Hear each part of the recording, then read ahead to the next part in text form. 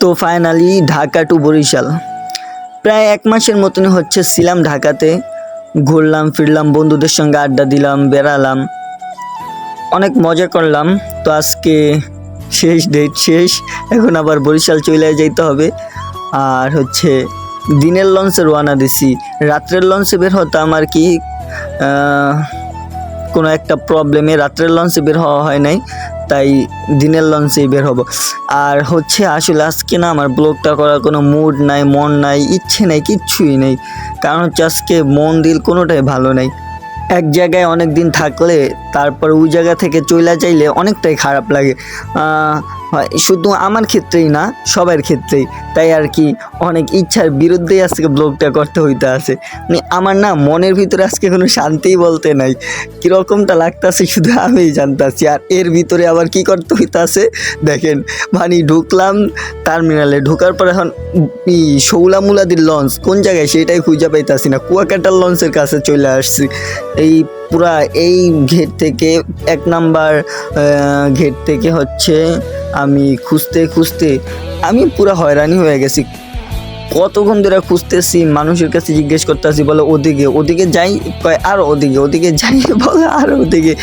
আমার আজকে এমনিতেই আমার মন ভালো নাই, এর উপরে যদি এই লঞ্চের জন্য ঘোরাঘুরি করতে হয়। ভাই দেখেন লঞ্চ আর লঞ্চ, লঞ্চ আর লঞ্চ, এর ভিতরে খুঁজা কীভাবে পাওয়া সম্ভব বলেন? কত দূর মানে। আর রিক্সাওয়ালায় আমার নামায়ও দিচ্ছে যে প্রথম গেটে। শালার কী করলো একটা, আমি হয়ে গেছি পুরো হয়রান। আর আমার চেহারা দিয়ে ঘাম বায়া বায়া পড়তেছে। হয়তো বা ক্যামেরার ভিতরে দেখা যাইতেছে না, কিন্তু বাস্তবে চেহারা দিয়ে প্রচুর ঘাম পড়তে আছে। আমি মুছতে আছি আর হচ্ছে ভিডিওর ভিতরে আসি। আর প্রচুর গরম ভাই, এই কি গরম শুরু হয়েছে। আল্লাহ সবাইরে তুমি ক্ষমা করো। আর একটু বৃষ্টি দাও আল্লাহ। মানে থাকতে পারতেছি না, সহ্য হইতে আসে না, এত গরম।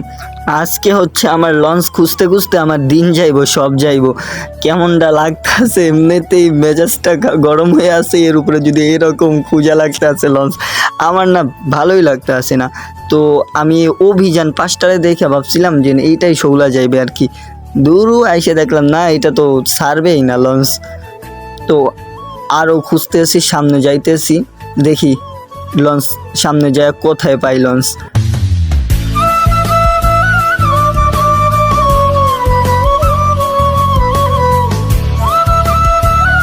ও ভাই সাহ, তো ফাইনালি আমাদের শৌলার লঞ্চ পেয়ে গেলাম।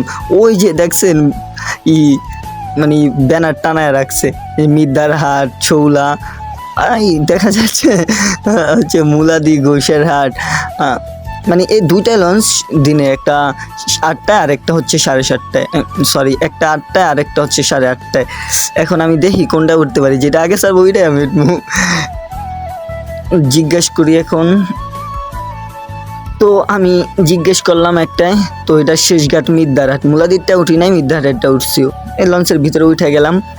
তো 8টায় ছাড়বে এটা, দেখি এখন কয়টায় লঞ্চ ছাড়ে। 8টার কথা বললে তো আধা ঘন্টা তারা লেট করেই। তো এক জায়গায় একটু বইসা নেই। আর লঞ্চের ভিতরের মানুষজন দেখতে আমার ভালো লাগে অনেক।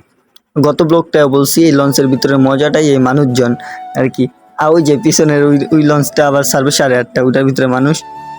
আর ভাই এই গরমের ভিতরে লঞ্চের ভিতরে লঞ্চ না ছাড়া পর্যন্ত আমি শেষ হয়ে যাবো ঘামায়। এমনিতেই সারাদিন ঘামাইতে ঘামাইতে শেষ। আমার দিনটাই আজকে ঘামাইতে ঘামাইতে শেষ। মনের লাগে আমার হচ্ছে আমার শরীরটাও খারাপ যাইব আজকে। বাসায় গিয়ে আমি কিভাবে থাকবো। তো ফাইনালি লঞ্চ ছাইরা দিল সদরঘাট থেকে শৌলার উদ্দেশ্যে। ভাই রে ভাই, কি পানি। আর দেখেন সদরঘাটে লঞ্চের অভাব নাই, সেই একটা দৃশ্য এই জায়গাতে, ভালোই লাগে।